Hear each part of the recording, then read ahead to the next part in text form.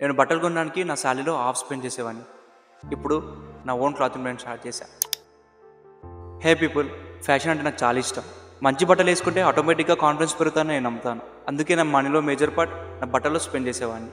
కానీ ఒక థాట్ మైండ్లో ఎప్పుడు ఉండేది, మనం కూడా ఇంకొక రోజు ఓన్ ఫ్యాషన్ బ్రాండ్ స్టార్ట్ చేయాలి. కానీ ప్రాబ్లం ఏంటంటే కరెక్ట్ సోర్సెస్ లేవు. మ్యానుఫ్యాక్చరింగ్ ఎలా స్టార్ట్ చేయాలి, డిజైన్స్ ఎలా క్రియేట్ చేయాలి, మార్కెట్ ఎలా ఉంటుంది, చాలా డౌట్స్ ఉండేవి.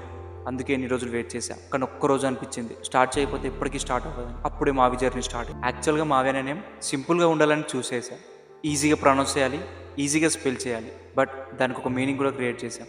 మావిలో మా అంటే మన, వి అంటే విజన్, ఐడెంటిటీ. సో మావి అంటే మన విజన్, మన ఐడెంటిటీ.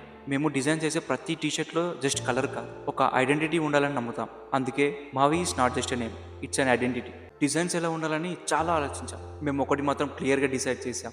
డిజైన్స్ రూటెడ్గా ఉండాలి, యాస్థెటిక్గా ఉండాలి, చూడగానే డిఫరెంట్గా ఫీల్ అవ్వాలి. అదే మావి డైరెక్షన్. తర్వాత బిగ్గెస్ట్ స్టెప్ టీషర్ట్ మ్యానుఫ్యాక్చరింగ్. అందరూ చెప్పారు టీషర్ట్స్ అంటే తిరుపూర్ అని. సో మేము డైరెక్ట్గా తిరుపూర్ వెళ్ళాం. ఆల్మోస్ట్ 10 days అక్కడనే స్పెండ్ చేసాం. మోర్ దెన్ 15 to 20 మ్యానుఫ్యాక్చర్తో మాట్లాడాం. అందరి శాంపుల్స్ కంపేర్ చేసాం. ఫైనల్గా ఒక మ్యానుఫ్యాక్చర్ని సెలెక్ట్ చేసి అడ్వాన్స్ ఇచ్చేసి వచ్చాం. కానీ అక్కడ నుంచి ఇంకొక ఛాలెంజ్ స్టార్ట్ అయింది. Samples late, production delay, almost 2 months delay అయింది. సో మావి లాంచ్ కూడా లేట్ అయిపోయింది. But finally trials and errors తర్వాత మావి స్టార్ట్ అయింది.